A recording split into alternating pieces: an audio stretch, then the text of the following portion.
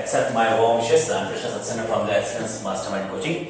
So this is the second video on the language skills in English. तो आपने मेरा पहले वीडियो में देखा होगा। अब मैं सेकंड वीडियो में आपको लैंग्वेज स्किल्स के बारे में कुछ बताऊंगा और यह बहुत उपयोगी है क्योंकि इससे लॉजिकल क्वेश्चन पेडागोजी में पूछे जाएंगे। तो चलिए आज फर्स्ट स्किल है लैंग्वेज की, उसको हम समझने की कोशिश करते हैं।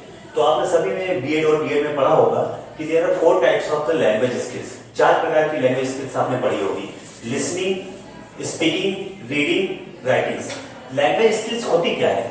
आप किसी भी कार्य को जब करते हैं तो उससे संबंधित स्किल्स यानी उससे संबंधित गुणों को हाउ टू डू, कैसे करना है, किसका उपयोग करना है, ये सब चीजें आप सीखते हैं तभी उस काम में परफेक्ट हो पाते हैं।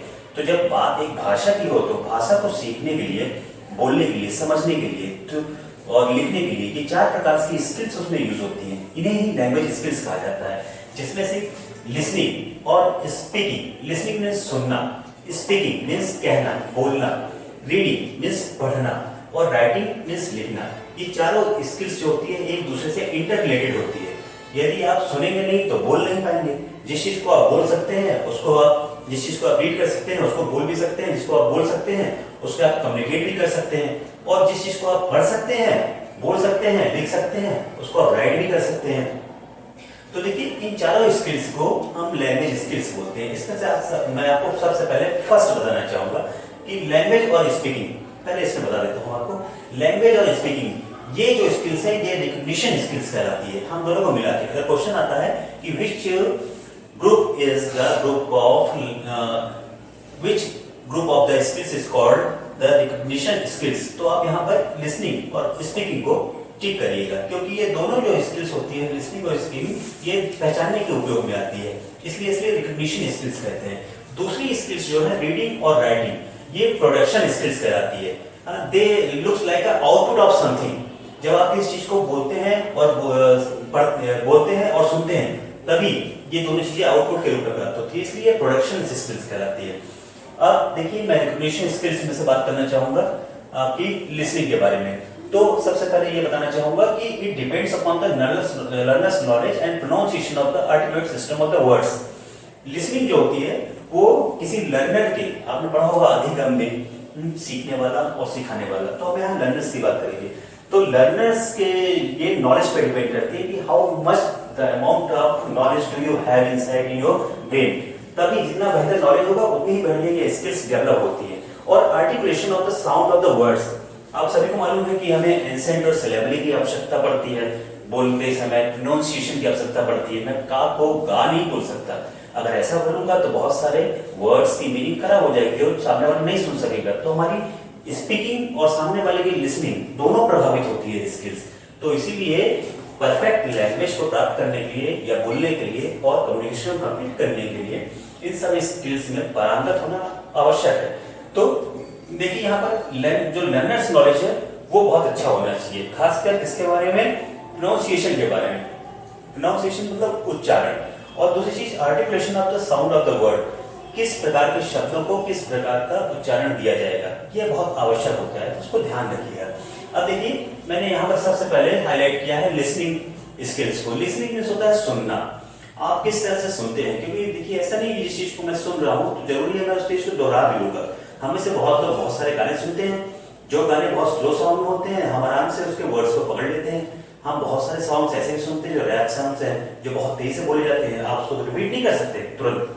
क्यों होता है ऐसा? क्योंकि we have a lack of concentration for a long time on that. ये होता है लिसनिंग स्पीच से संबंधित एक इसका सिद्धांत है। तो देखिए लिसनिंग जो है एक पैसिव स्किल्स है, ये हम नहीं करते, ये हमारे द्वारा की जाती है, इसलिए ये पैसिव स्किल्स के रूप में काम आती है। इसलिए हमें इस पैसिव स्किल्स को ज्यादा से ज्यादा इंप्रूव करना चाहिए। अब ये developed by the systematic teaching. यहाँ टीचिंग से अर्थ पढ़ाने से नहीं है, टीचिंग से अर्थ है यहाँ पर ये आपके सिस्टमैटिक टीचिंग से डेवलप होती है कि आप किस तरह का नॉलेज गेन करते हैं और उसको कैसे बाहर निकालते हैं। ठीक है, तो ये डेवलप जो होती है वो सिस्टमैटिक टीचिंग से ही होती है। अब third one is improve by the listening practice. मैंने आपको बताया ना कि लिसनिंग स्किल्स को यदि आपको डेवलप करना हो तो आपको लिसनिंग की बहुत प्रैक्टिस करनी पड़ेगी। You have to pay a lot of attention to speech of someone.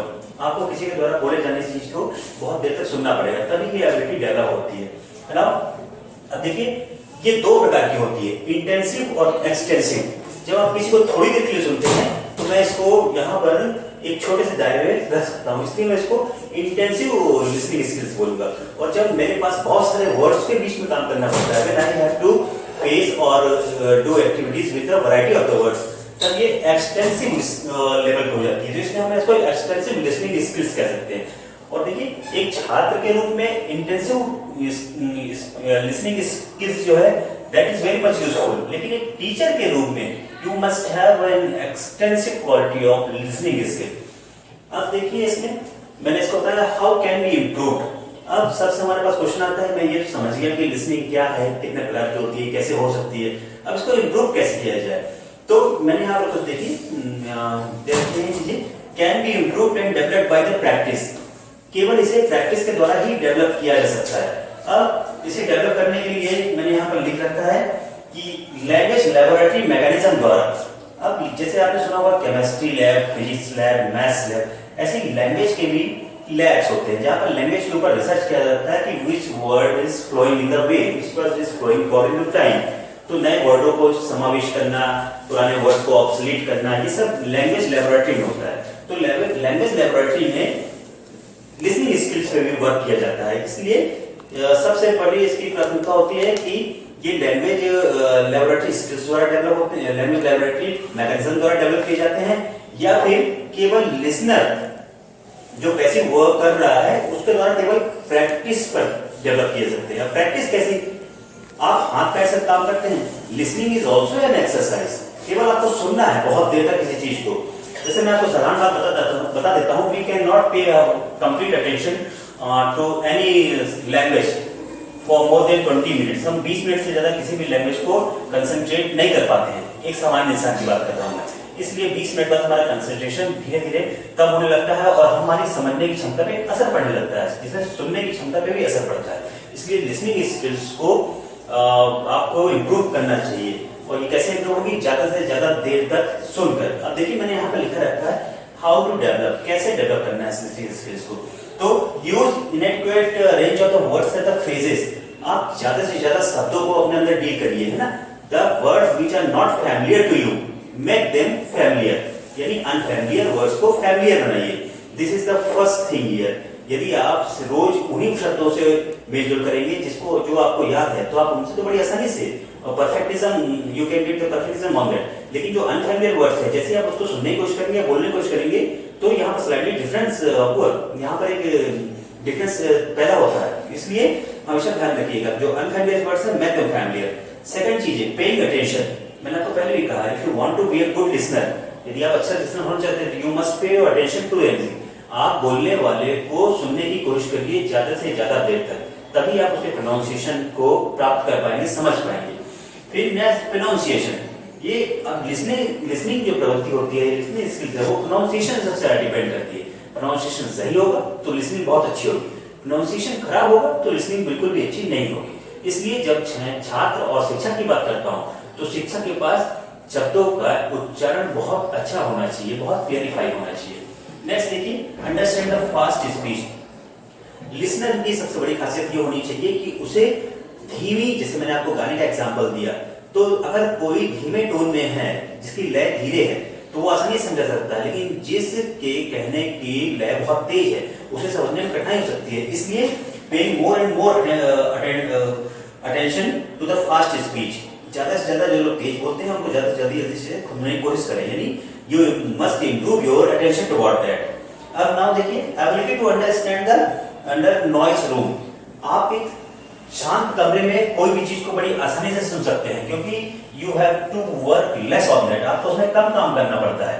लेकिन यही सोचिए जरा कि एक खेल के मैदान में जहाँ क्रिकेट चल रहा है, स्टेडियम, और वहां पर आपको कुछ चिल्लाना हो या किसी से बात करनी हो, तो वहां इतना हल्ला होता है कि सामने वाला उसको नहीं समझ सकता।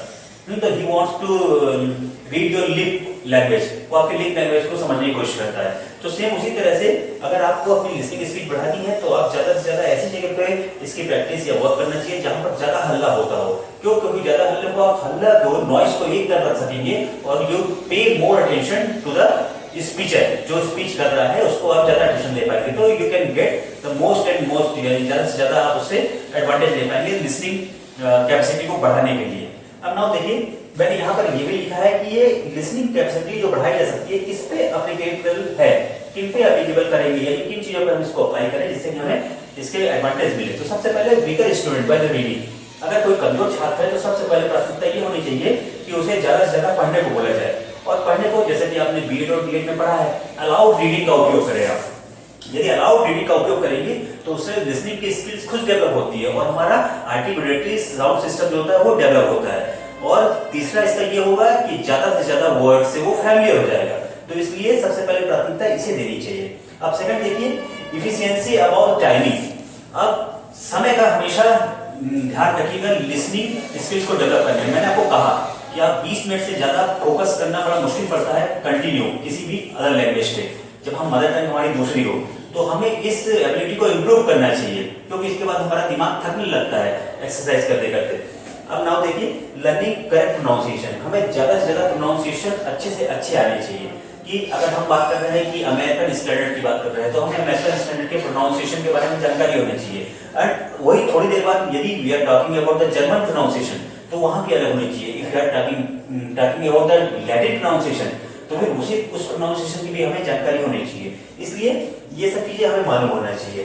अब यदि आप लिसनिंग स्पीच को सबसे ज्यादा बढ़ाना चाहते हैं तो आपके पास ऐसा एटमॉस्फेयर होना चाहिए जिसमें बैकग्राउंड नॉइज बहुत ज्यादा हो।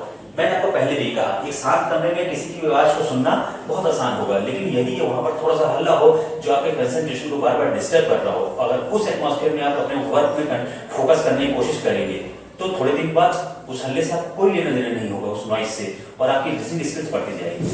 तो ये रहा आपके लिसनिंग स्किल्स के बारे में जरूरी चीजें जिसे आप सुन के इसका फायदा ले सकते हैं, और आशा करता हूँ कि आपका लॉजिकल इंप्रूवमेंट इससे होगा। नेक्स्ट वीडियो में फिर मिलूंगा, तब तक के लिए हैव अ गुड डे।